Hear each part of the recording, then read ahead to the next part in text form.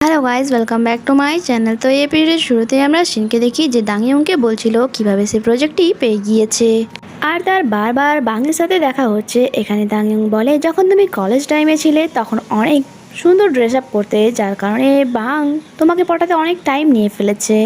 But জবের থেকে তোমরা রিলেশনশিপে এলে শুধুমাত্র তুমি তোমার বয়ফ্রেন্ডের কথাই ভেবে গেলে, নিজের ওপর তো একটু মনোযোগী দাওনি, আর যার কারণেই এখন এমন অবস্থা। তাই আমার মনে হয় তোমার নিজের দিকেও একটু ফোকাস করা দরকার। আর তাকে কিছু ব্লাইন্ড ডেটেরও ফটো দেখায়, বাট সে বলে এগুলোর মধ্যে কেউই ইফাইয়ের মতো সুন্দর নয়, সে তো শুধুমাত্র তোমার টেন্ডেন্ট ছিল। তুমি কি তাকে লাইক করতে শুরু করেছো? শিন বলে না। নেক্সট ডে সিন যখন অফিসের জন্য রেডি হচ্ছিল, ইফাই দৌড়ে তার ওয়াশরুম ইউজ করতে আসে, কারণ তার ওয়াশরুমটি ব্লক হয়ে গিয়েছিল। সিন তার আনব্লক করতে হেল্প করে, আর সে রাখতো তার আগেই ইফাই তাকে কিছু টাকা পে করে দেয়। ইফাই তাকে এক্সট্রা রেন্ট পে করে দেয়, বাট তাও সিন বলে আমি খুব তাড়াতাড়ি তোমাকে এখান থেকে বিদায় করে দেব। বাট সে হ্যাপি ছিল, কারণ ইফাইয়ের জন্য সে কোম্পানিতে ভালো প্রোগ্রেস করছে। ইফাই বলে আজ আমরা একসাথে অফিস যাব, তাও আবার বাসে করে। এরপর আমরা দেখি তারা রাস্তায় যাচ্ছিল। সিন স্ট্রিট ফুড থেকে নিজের জন্য এগরোল কেনে। ইফাই এমন প্রেটেন্ড করছিল যেমন কি সে তো এসব খায় না। শিন তার সামনেই তা মজা করে খাচ্ছিল, আর যখন তাকে তা স্মেল করায় সে সঙ্গে সঙ্গে খাওয়া শুরু করে আর বলে চলো শেয়ার করে খাওয়া যাক।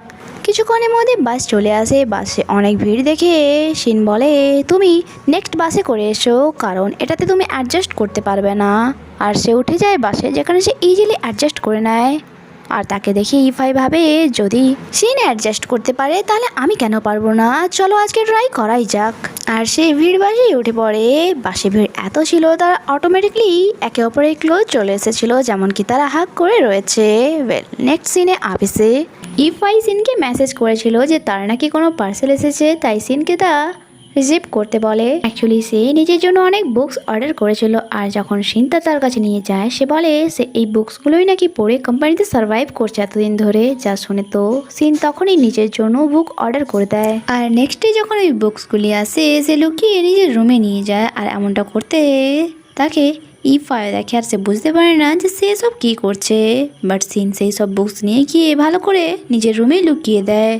তখনই শিনের কাছে ইউর কল আসে, যে তাকে জানায় যে আমাদের কলেজের ক্লাসমেট অ্যাক্সিডেন্ট হয়েছে, তাই তুমি গিয়ে তাকে হসপিটালে দেখে এসো। আর শিনও তার সাথে দেখা করার জন্য যাচ্ছিল। ইফাই বলে তাড়াতাড়ি বাসায় ফিরে আসবে যাতে রাত্রেবেলা ডিনার বানাতে পারো। সেও ইয়েস বলে দেয়, বাট রাতে সে লেট করে বাসায় ফেরে, তাই তারা বাইরে থেকে কিছু মিলস নিয়ে আসার কথা ভাবে।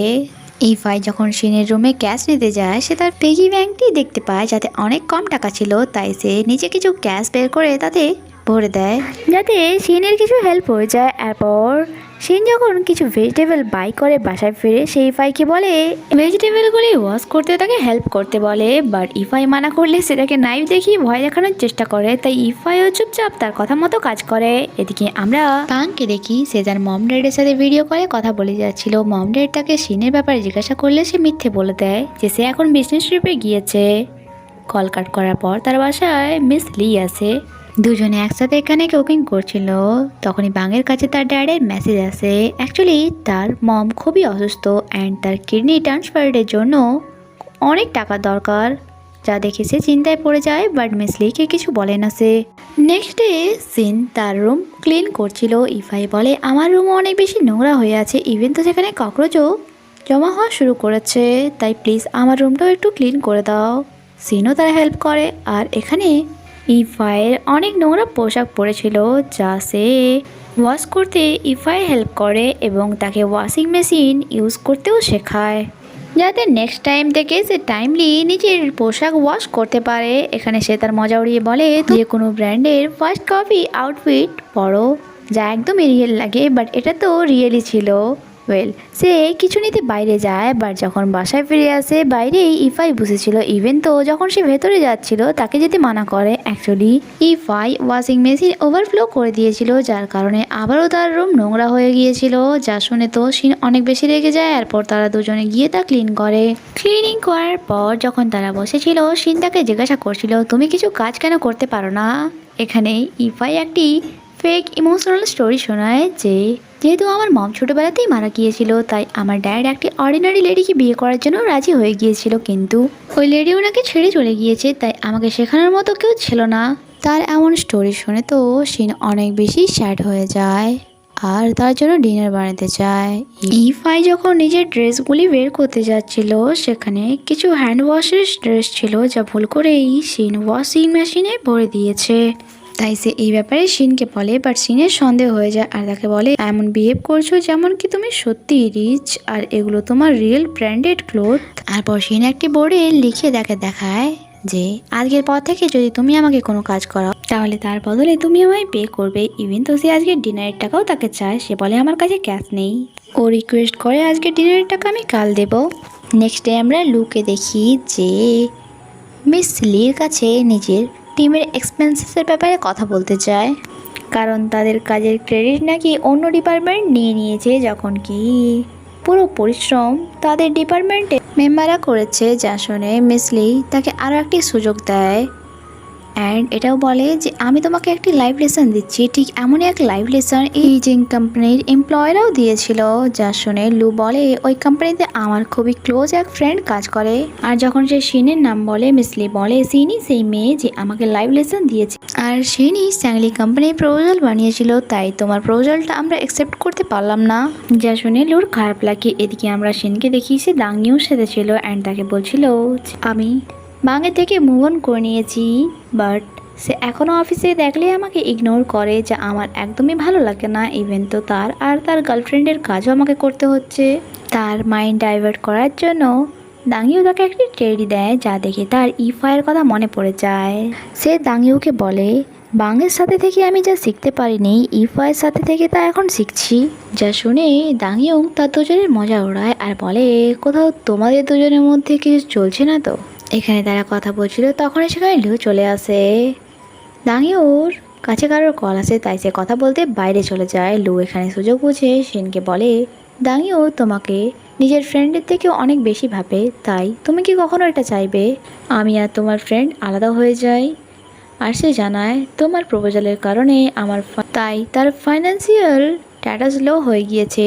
আর যখন এটা দাংইউ জানতে পারবে তার একদমই ভালো লাগবে না অ্যান্ড ফিউচারও তাদের খারাপ হতে পারে। সিন জানায় সে এই ব্যাপারে কিছুই জানে না, বাট লু তার কথা বিশ্বাস করে না। তখনই সেখানে দাংইউ চলে আসে আর তারা চলে যায়। এরপর সিন চলে আসে ইফাইয়ের সাথে দেখা করার জন্য, যখন জিমে এসে ওয়ার্কআউট করছিল।